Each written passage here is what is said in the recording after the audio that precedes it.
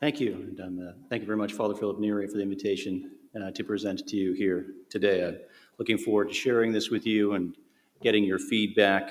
I was particularly drawn into this topic by reading Aquinas' what I'm calling in this paper, Aquinas' simplicity argument, and fearing that, it did something that our previous speaker, Domenic, was pointing out about some of these other Thomists, that maybe this argument proved too much for Aquinas' own purposes. And I look forward to hearing what you have to say after this presentation. Why cannot names be predicated univocally of God and creatures? God is too simple, both metaphysically and conceptually. Thomas Aquinas appeals to divine simplicity in the very first argument against predicating something univocally about God and other things at Summa Contra Gentiles, Book 1, Chapter 32. The argument begins from the premise that a cause and its effect can only receive univocal predication of a form that the effect receives from the cause if the effect receives the form according to a likeness similar to that through which the agent cause acted. But a likeness of divine power does not pass over into God's effects, because what is simple and universal in God is received divisibly and particularly in the effect. Hence, nothing can be said univocally about God and other things. Besides the divine simplicity, the aforementioned argument also assumes A, that the foundation for learning about and naming God is the likeness of creatures to God as their efficient cause, and B, that univocal predication involves some sort of similarity of form between the cause and the effect. This particular argument only specifies what kind of similarity of form suffices for univocity through counterexamples. The heat of the sun is not univocal to the heat of fire generated by the sun, and things made by God which are particular and divisible are not univocal to God who is universal and simple. Now, the example of the sun's heat points the reader to Aquinas' understanding of generic similarity or unity. The sun's heat and fire's heat do not fall under the same genus due to their diversity in mode of being. Fire's heat is corruptible and the sun's heat is incorruptible, like the sun itself. And as Aquinas indicates in many places following Aristotle, the corruptible and the incorruptible do not belong to the same genus. That is, while the corruptible and incorruptible may share in the same genus vis-a-vis logical intentions, they do not share in the same genus from the perspective of the sciences that consider things according to their very being, such as physics and metaphysics. Hence, while logic would divide the genus of substance into material and immaterial substances, as Porphyry does in his Isagoge, metaphysics would not regard separate substances and material substances as belonging to one genus of substance. And while logic would allow the genus of body to divide into the corruptible and the incorruptible, physics would not acknowledge a genus containing both corruptible and incorruptible bodies. From these points, we can recognize how the doctrine of divine simplicity informs Aquinas' restrictions on the use of univocity in metaphysics. The divine simplicity rules out any sameness in way of being between God and other things. Sameness in way of being is required for sameness in genus from the perspective of sciences that consider their object's way of being. Sameness in genus is the minimum way of satisfying the requirement for univocity. Hence, the divine simplicity rules out univocity between God and creatures from the perspective of metaphysics. In effect, Aquinas is saying that although the science of logic abstracts from consideration of an object's way of being, which permits logic to unite in thought objects that lack such unity in reality, God's simple way of being obstructs univocity between God and creatures as they are considered in metaphysics. In what follows, I will explore how Aquinas develops his opening line of argumentation against univocity between God and creatures in his third and fourth arguments in Summa Contra Gentiles, Book 1, Chapter 32. Then I will turn for assistance with the passage to the great 16th century Dominican commentator on the Summa Contra Gentiles, Francis Sylvester of Ferrara. St. Thomas's third argument in the Summa Contra Gentiles 132 develops a point that is implicit in his first argument, namely the connection between univocity and the five predicables. Accordingly, I will label this argument the predicables argument. The fourth argument takes the first argument's point about the divine simplicity and moves it beyond the rejection of natural or metaphysical univocity to the denial of even logical univocity. I label this argument the simplicity argument. Francis Silvestri's commentary on the two arguments is primarily aimed at addressing Scotist objections and secondarily at addressing inter-Thomist disagreements, which are themselves products of Thomist-Scotist polemics. I will propose that Francis Silvestri makes a helpful contribution to the Thomist-Scotist debate by showing the internal consistency of St. Thomas's position. I also propose that Francis Silvestri's commentary directs us towards foundational points where the debate between the schools needs to go, despite or even due to Francis Silvestri's own apparent lack of knowledge of Scotus's own position on some of these foundational points. So I turn now to the predicables argument in the Summa Contra Gentiles, Book 1, Chapter 32. The argument runs as follows, and I believe that this is text 1 on your handout. Everything which is predicated univocally about many, either is a genus, or a species, or a difference, or an accident, or a property. However, nothing is predicated about God as a genus or as a difference, as has been shown above. Consequently, neither is something predicated about God as a definition, nor even as a species, which is constituted from a genus and a difference. Nor can something be accidental to God, as has been demonstrated above, and so nothing is predicated about God as either an accident or property, where property belongs to the genus of the accidents. It remains, therefore, that nothing is predicated univocally about God and other things. The argument is an epikairema. The major premise affirms that all things predicated of many univocally are one of the 5 predicables. The minor premise denies that any things can be predicated of God as one of the 5 predicables, and the proofs for the minor premise appeal to the conclusions of arguments found in Summa Contra Gentiles, Book 1, chapters 23 through 25. The fact that Thomas offers any proofs for the minor premise, while simply laying down the major premise, indicates for us that Thomas did not anticipate the need to defend the major premise, at least as it pertains to the univocity that includes the way of being. For the purposes of bringing to greater light the metaphysical character of the predicables argument, I note here from Summa Contra Gentiles, Book 1, Chapter 25, that the reason why God cannot be in a genus, even in the genus of substance, is that something is placed in a genus through the ratio of its quiddity, and the quiddity of God is God's own esse.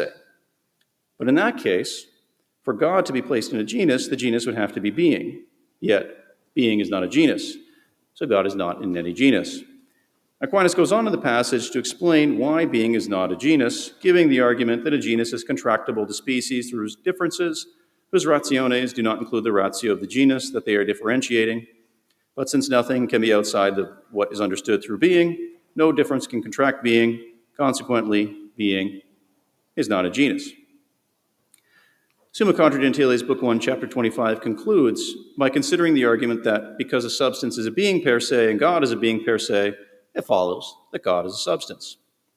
Aquinas denies such an argument's validity on the grounds that being per se is a negative attribution.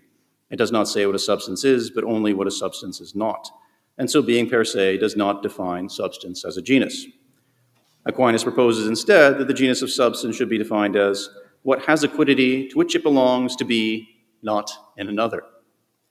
And this does not apply to God because God has no quiddity distinct from God's esse. Although the argument that God cannot be in a genus appeals to matters of second intention, such as the need for a difference as ratio to be outside of the ratio of the genus, so as to prevent the genus from appearing twice in the definition of the species, the force of the argument rests primarily upon its distinctly metaphysical claims about the divine simplicity, including the identity of essence and existence in God in contrast to their composition in creatures. Accordingly, the predicables argument need only be taken to rule out the kind of univocity that includes the mode of being, and not to rule out the restrictively logical univocity which abstracts from the mode of being. Aquinas' next argument, which I call here the simplicity argument, closes that opening to logical univocity for names said of God and creatures. For this reason, I regard it as a key argument separating Thomas Aquinas' position from the position developed by John Duns Scotus. According to Scotus, the lack of metaphysical univocity between God and creatures does not stand in the way of a logical univocity through a concept that is common to God and creatures. So here is the simplicity argument. Again, whatever is predicated univocally about many things is at least conceptually simpler than each of them. Now, nothing can be simpler than God, either really or conceptually. Therefore, nothing is predicated univocally about God and other things. The major premise affirms that all things predicated univocally of many are simpler conceptually than those things of which they are predicated. The minor adds that nothing is simpler than God even conceptually, hence nothing is predicated univocally about God and other things. Among Aquinas' arguments in the Summa Contra Gentiles against predicating names univocally of God and creatures, this argument stands out for directly addressing the conceptual order and maintaining that the lack of univocity extends even to the order of understanding. And so analogy between God and creatures is not distinctive to the perspective of the metaphysician, but even belongs to the logician. Turn now to insight from Francis Silvestri's commentary on the Summa Contra Gentiles.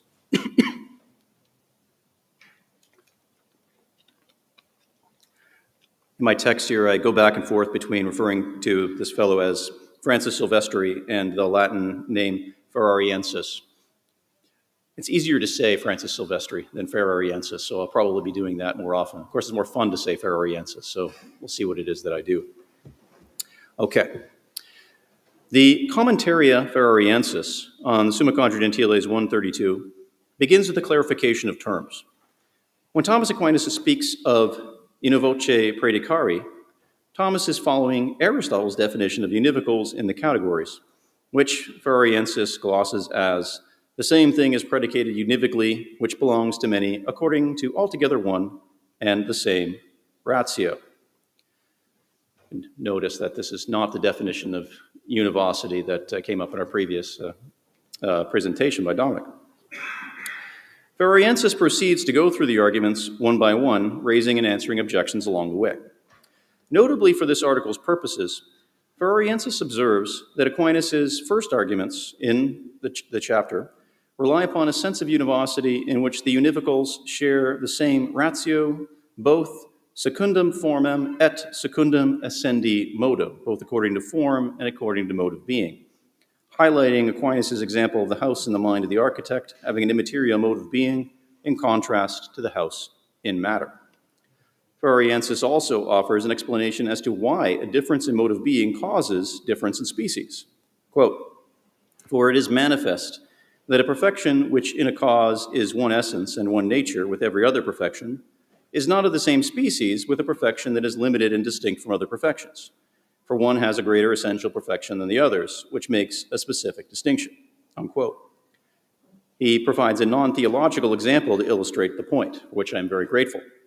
He says, quote, "For the sensitive soul in the human is distinguished according to species from the sensitive soul in the brute, because in the human it is essentially more perfect, since there is also in the essence of the intellective soul something that does not belong to the brutes."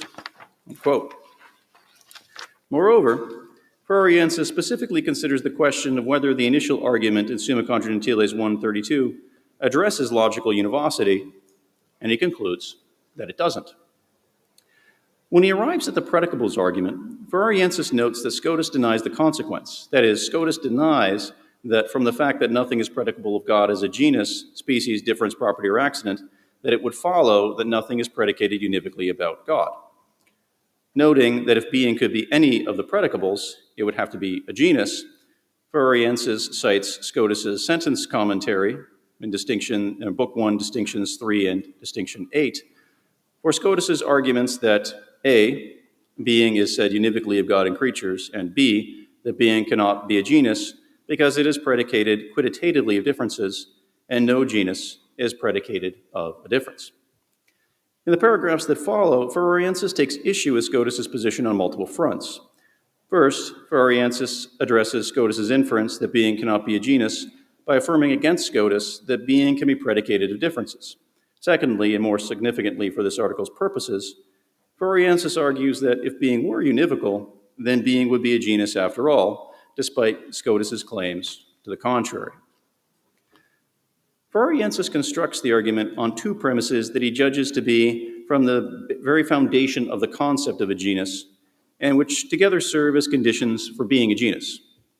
First, he lays down what I call here the abstraction condition, stating that a genus expresses a certain nature that is abstractable by the intellect from its inferiors and from every limiting principle that would contract it to a species. I believe that I have this on the handout on the first page, these two conditions for a genus. Just a point of reference for you. Second, He lays down what I call here the essential difference condition, which affirms that a genus is really contracted to a species through a difference that belongs to the intrinsic constitution of the essence of the species. Ferrariensis illustrates with the example of the genus animal and its contraction to the human species. The definition, substantia animata sensibilis, does not express any particular species of animal, but it is instead abstractable from all animals, and the difference, rational, that contracts the genus animal to human, is intrinsic to the human essence. So it meets both conditions for being a genus. The next step in Ferrariensis' case against Scotist is to show that if being is univocal, then being will also meet the above two conditions, and being would be a genus. According to Ferrariensis, Scotist himself is committed to the position that if being is univocal, that being meets the abstraction condition. For Ferrariensis, the dispute hinges on whether, if being is univocal, it is contracted through differences that are intrinsic to the essences of the things of which it is predicated univocally, and thereby would meet the essential difference condition.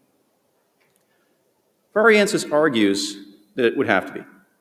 Because being is what is most common, being will either be limited by diverse modes of being or through some essential difference. To make the case that if being is univocal, being is divided by essential differences, Ferrariensis observes that being is predicated quantitatively of the diverse species of substance, such as human and horse, which agree in mode of being, but are divided by essential differences. Put another way, even if being is divided only through intrinsic modes into substance and quantity, being would still be divided by differences essential to the essence of a species when animal is divided by rational into human and non-human, because being is predicated quantitatively both of animal and of the species of animal, and animal is divided by differences essential to its species. In which case, if being is univocal, then being would meet both the abstraction condition and the essential difference condition, and it would be a genus in relation to the species through which the categories themselves undergo their divisions.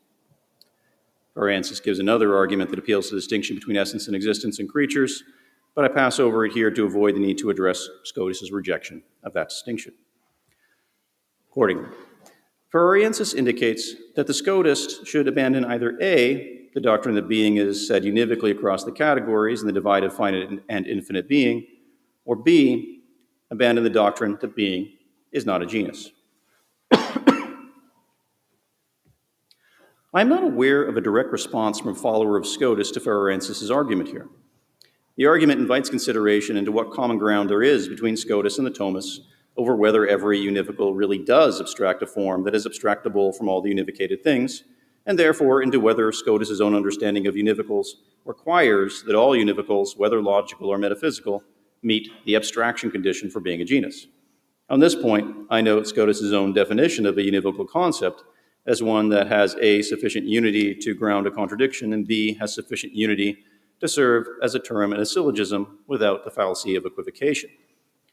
This definition avoids the question of whether there is any unity of form, nature, or essence between the things named univocally, in direct contrast to the definition of univocity inspired by Aristotle's definition in the categories with which Ferrariensis begins his commentary on Summa Contra Gentiles 132. So perhaps the being or other perfections that are abstractable from God and creatures are not, on Scotist's own account, common forms or natures at all. Indeed, Scotist's own direct rejection of metaphysical univocity between God and creatures, in which he affirms that they have no res in common, suggests that Scotist would deny that his understanding of univocity would meet Ferrariensis' abstraction condition for a genus. On the other hand, Scotist does affirm that being is said quantitatively about God and creatures, as well as differences other than ultimate differences. In which case, to say that something is a being is to say something about what it is. And it seems to follow that if one is saying something about what something is, then one is predicating a form, nature, or essence of that thing. Further inquiry into Scotist's semantics of being is required to verify or absolve him of Ferrariensis' critique. Another point to consider about Ferrariensis' commentary in the predicables argument is whether it involves him in demanding that the predicables argument itself prove more than it does prove or is even intended to prove. As I have argued above, the predicables argument only attempts to show that a name cannot be predicated of God and creatures in such a way as to express metaphysical univocity. But Scotus himself does not attribute metaphysical univocity between God and creatures. On the contrary, Scotus explicitly denies it in many passages.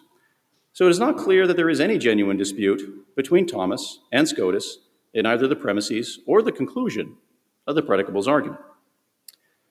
Now, what about the simplicity argument? Ferrariensis reports the simplicity argument as follows. Nothing is simpler than God, not even conceptually, therefore, etc. The proof of the consequence is that what is predicated univocally about many things is at least conceptually simpler than them. End quote. His commentary on the argument begins by examining the premise that whatever is predicated univocally is at least conceptually simpler than the things of which it is predicated. Specifically, Ferrariensis considers why something that is predicated univocally would be conceptually simpler than the things of which it is predicated, while something predicated equivocally or analogously would not be. The importance of this discussion rests upon the otherwise plausible objection that if Aquinas' simplicity argument proves anything, then it proves too much for Aquinas' purposes.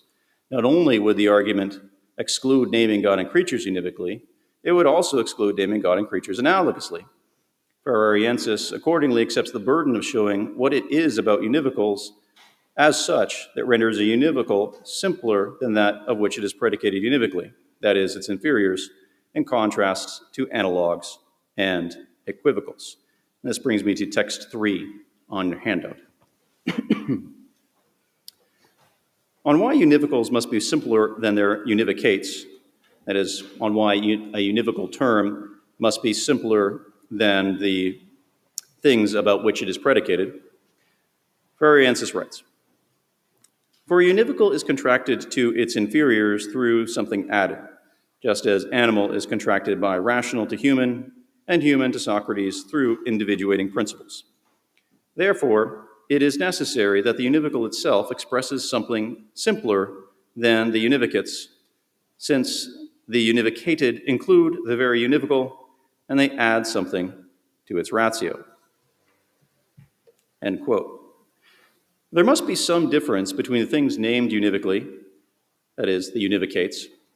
Otherwise, it fails to be a name, set of many, and is not a common name at all. So the things named univocally must be what they are named univocally plus something else. In the case of individuals of the same species, the plus something else is their individuating differences. In the case of things that do not agree in lowest species, there is besides their individuating difference a plus something else to their ratio. Since even lowest species are conceptually complex, including their genus and their difference, univocal predication presupposes conceptually complex things, of which the univocal is either a component part of the ratio or the whole complex ratio, as in the case of the lowest species. Since God lacks a complex ratio, both in reality and conceptually, nothing can be predicated univocally about God and creatures. What about equivocals and analogs? Do either of them require that their inferiors be at least conceptually complex? Ferrariensis says no, and this takes me to text number 4 on the handout. He writes, but an equivocal and an analog that express many rationes insofar as they are one by proportion, which is called an analog properly by the Greeks, is not simpler than each analogate or equivocate. Indeed, the analog or equivocal is more composed, for it does not express one nature common to its inferiors, to which the inferiors add something, but rather it expresses many natures immediately, and it is compared to each one of its inferiors as many to one. For dog expresses many things, namely a terrestrial animal, a marine fish, and a celestial star. But marine fish expresses only one of these, and therefore dog is not a simpler quid than marine fish. To the contrary, it is as though more composed. End quote.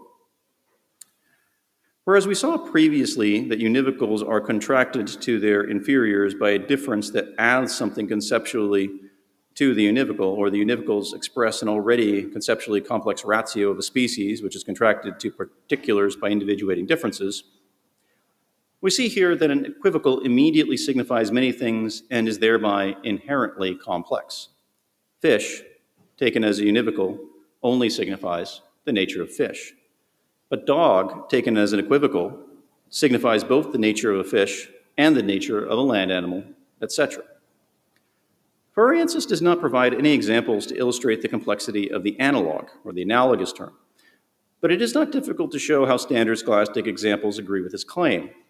The analogous term healthy immediately signifies urine, food, exercise, and an animal through diverse concepts.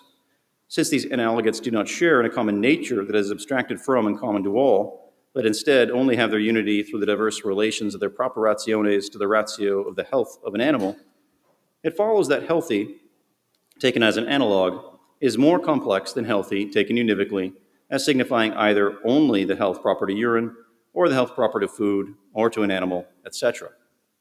Likewise, the ratio of seeing, taken as analogous to the activity of the intellect and the activity of the sense of sight, is more composite than the ratio of seeing as conceived properly of the intellect's activity or of the sense of sight's activity.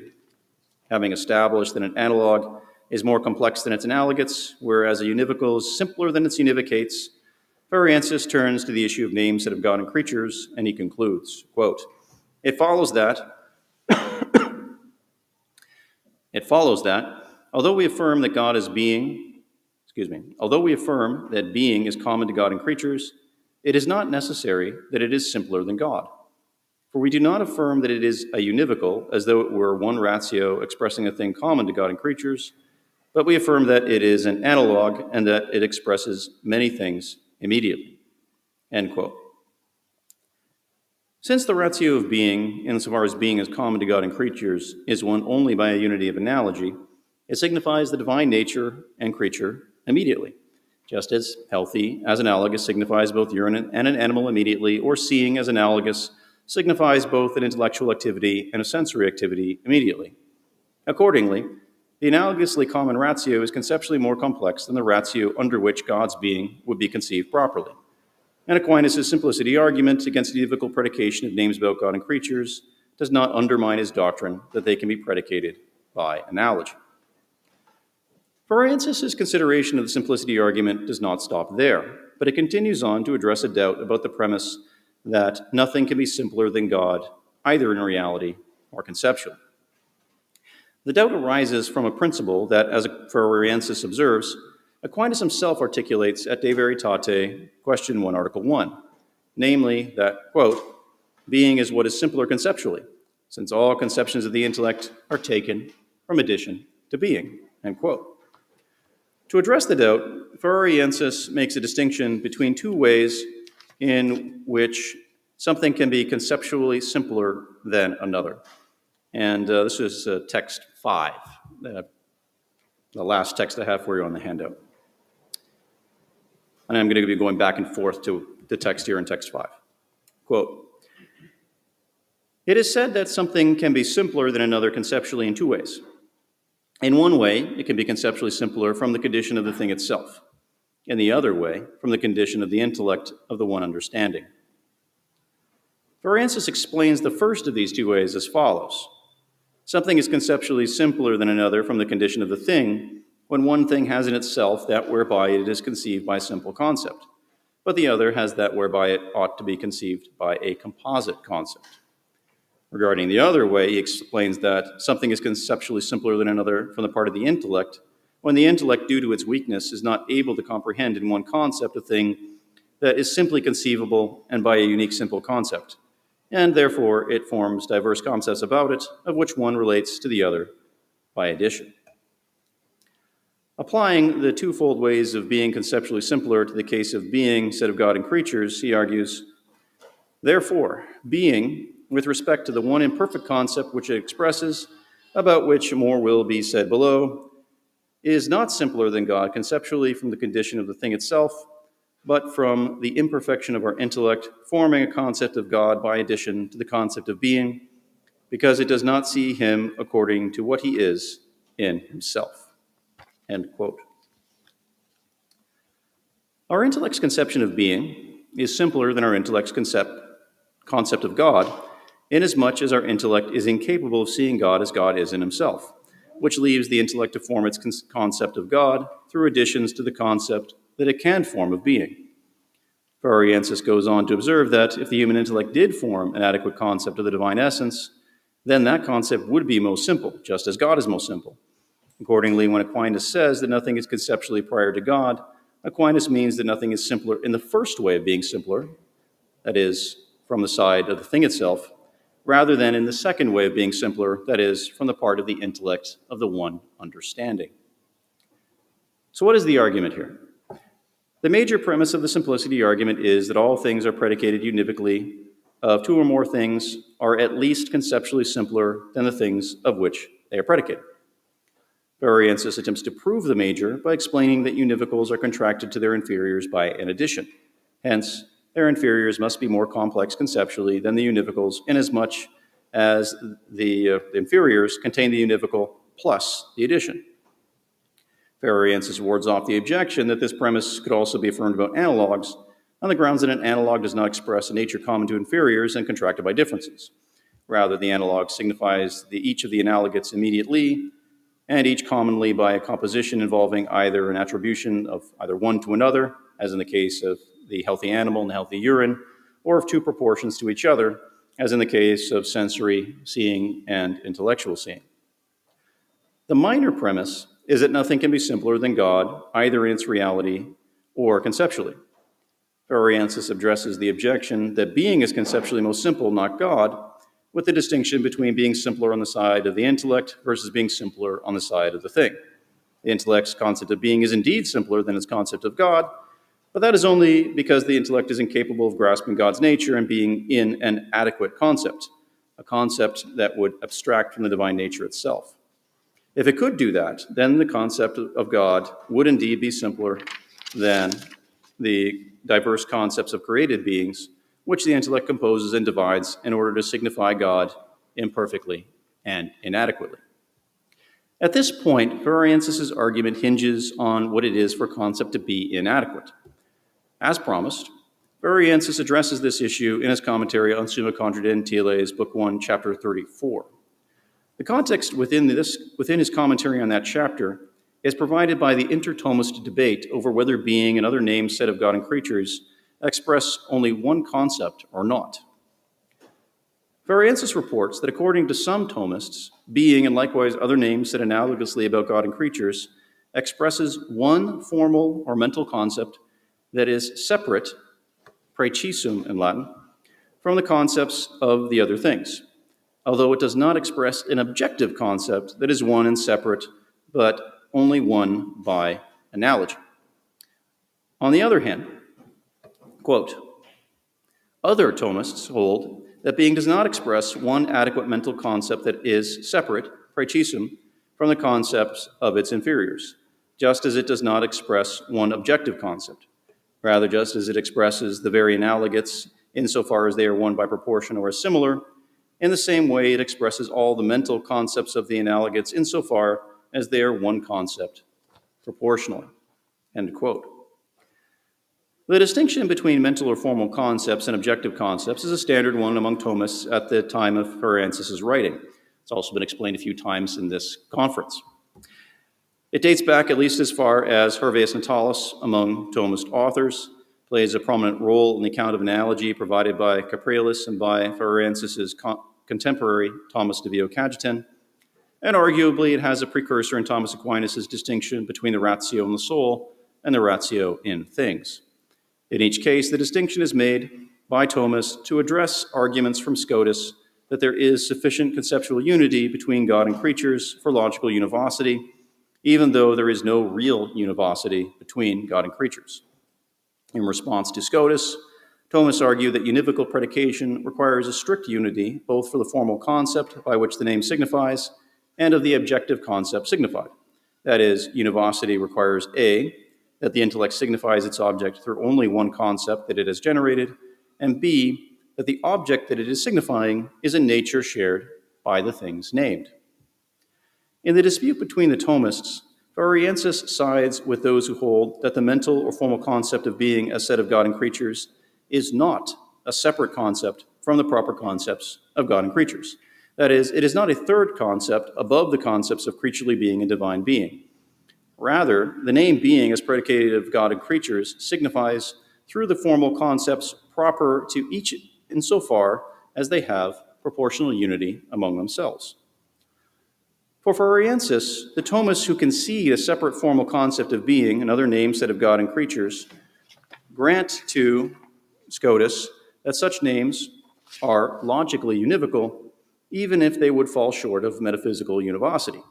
As Ferrariensis puts it, quote, unity of the mental concept suffices for logical unification, end quote. Ferrariensis finds grounds for his position in what he supposes to be a work of St. Thomas, the treatise De Natura Generis. According to this treatise, the genus of substance divides into species which lack real agreement. And here I have a quotation from Ferrariensis describing the position that he finds in De Natura Generis.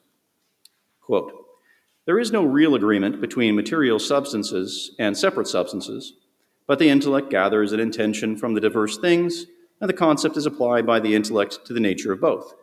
And so, according to De Natura Generis, the agreement of material and immaterial substances is only in the conception of the intellect. And nevertheless, the name substance is univocal to material and immaterial substances, otherwise it would not be a genus.